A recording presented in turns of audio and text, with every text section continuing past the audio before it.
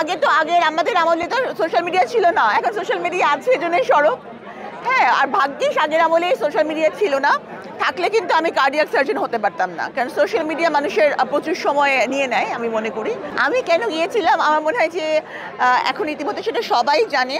ষড়যন্ত্রমূলক একটা মামলার শিকার হয়ে এবং বিগত সরকারের এটা একটা পরিকল্পনাই ছিল যে আমাকে শুধুমাত্র স্কেপগোট বানানো হয়েছিল, যার কারণে আমাকে কারাগারে যেতে হয়েছিল এবং একটি প্রতারণামূলক মামলায় আমাকে 3টি বছর কারাগারে থাকতে হয়েছিল। 3টি বছর। আপনার প্রতি তাদের আক্রোশটা কি ছিল এবং কেন আপনাকে তারা টার্গেট করলো?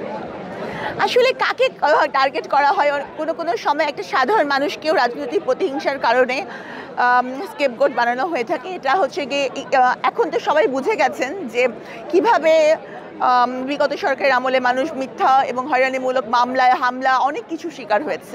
তো এই বিষয়ে আর বেশি কিছু নাই বলি। আপনি গত বছরে বইমেলা বলেছিলেন যে ইনশাআল্লাহ এটি মিথ্যা প্রমাণিত হবে, আপনি মুক্ত হবেন।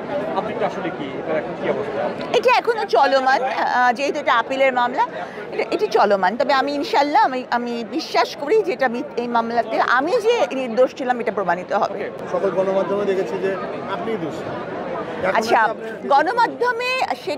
গণমাধ্যম সেটাই দেখায় যেটা তাদেরকে জানানো হয়, কারণ যখন কোনো জিজ্ঞাসাবাদ করা হয় বা যখন কোনো রিমান্ডে নেওয়া হয় তখন ওখানে কিন্তু গণমাধ্যমের কোনো অ্যাক্সেস থাকে না, কোনো অপরাধীর সাথে গণমাধ্যমের আর কথা বলার কোনো সুযোগ থাকে না।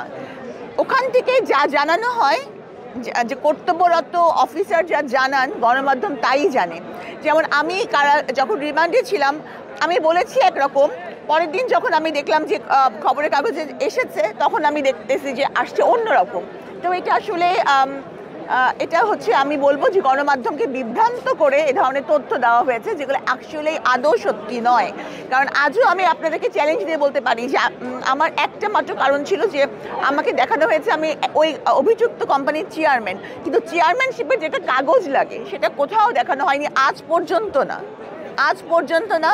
এবং কোনো একটা মানুষ এসে বলতে পারবে না, কোনো মানুষ এই গত এতদিন ধরে আমি যে ক্যামেরার সামনে বলেই যাচ্ছি কেউ বলতে পারবে না যে সাবিনা আমাদের কাছ থেকে টাকা নিয়েছিল। দিদি হারুন আপনার সাথে কোনো দ্বন্দ্ব ছিল কি? আপনার প্রতি আমি বলছিলাম বিভিন্ন গণমাধ্যমে যে দিদি হারুন আপনাকে ডেকেছিলেন। হ্যাঁ, উনি আমাকে ডেকেছিলেন আনঅফিসিয়ালি, এবং আমার কাছে মনে হয়েছে আমার পরিবার থেকেও, যেহেতু ওনার সম্পর্কে অনেক ধরনের রিউমার প্রচলিত আছে, আমার পরিবার থেকে নিষেধ করা হয়েছিল যে উনি তখন ডিসি ছিলেন। আমার মামলাটা যে মামলায় সম্পৃক্ত করা হয়েছে উনি ওই মামলার ডিসি ছিলেন তেজগাঁ থানার। তো উনি ডেকেছিলেন আনঅফিসিয়ালি, এই জন্য আমি যাইনি। তো ওনার কী উদ্দেশ্য ছিল উনি বলতে পারবেন। উনি যখন মিডিয়ার সামনে পুনর্বার যদি কখনো আসে তাহলে উনি বলতে পারবেন যে কেন উনি আমাকে ডেকেছিলেন। আপনি জেলে গেছেন, সবচেয়ে কাকে বেশি স্মরণ করেছেন? কাকে বেশি স্মরণ করেছি? আমি স্মরণ করেছি তো অবশ্যই সারাক্ষণ আমরা আল্লাহকেই স্মরণ করতাম যে কবে আমি এখান থেকে বের হব। যে আল্লাহ কিন্তু শয়তানকেও বন্দি করে রাখেন না। একটা বন্দি মানুষ কি পরিমাণ ছটফট করে সেই জানে যে কোনো না কোনো কারণে কখনো কারাগারে যায়। বিশেষ করে যারা অপরাধ না করে কারাগারে যায় তাদের অবস্থাটা হয় ভয়াবহ। আমি একজন কার্ডিয়াক সার্জন, আমি হার্টের অপারেশন করি। তো আমি হচ্ছে যে এখন লাইফ কেয়ার হসপিটাল এবং পুলিশ প্লাজার পেছনে বসি, চেম্বার করি, আর হচ্ছে যে অপারেশন করি মিডিয়াম হসপিটালে। তবে আমার এখন জীবনের যে মূল লক্ষ্য সেটা হচ্ছে জনগণের জন্য কিছু করা, জনগণের পাশে দাঁড়ানো।